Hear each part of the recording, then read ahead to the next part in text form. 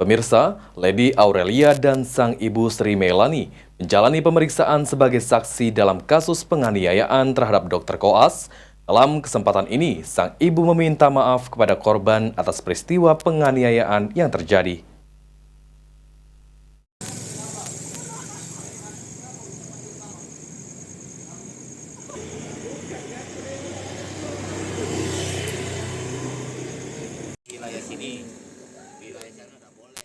Sejak pukul 1 siang, Lady Aurelia dan sang ibu Sri Melani menjalani pemeriksaan yang dilakukan oleh penyidik Unit 5 Subdit 3 Jatanras Polda Sumatera Selatan dalam kasus penganiayaan terhadap rekan sejawat sesama Dr. Koas.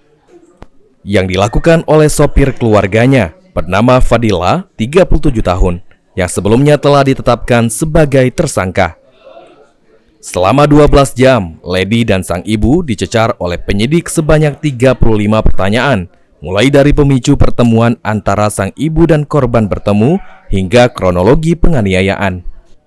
Pemeriksaan semula dijadwalkan di Mapolda Sumsel, namun atas sejumlah pertimbangan serta menghindari sorotan media, penyidik Unit 5 Subdit 3 Jatanras Polda Sumsel memindahkan lokasi pemeriksaan ke Polsek Ilir Timur 2 Palembang.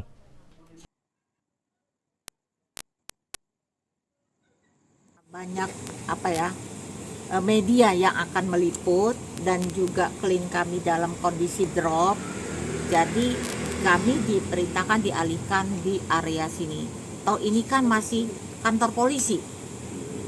Oh ya. Berarti permintaan penyidik Bu ya? Iya, penyidik karena media banyak, jadi kami dialihkan di sini seperti itu.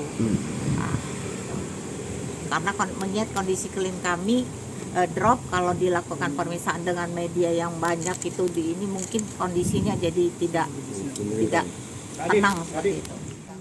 Setelah selesai menjalani pemeriksaan, Lady enggan memberikan tanggapan atas kasus yang menimpa dirinya dan keluarga.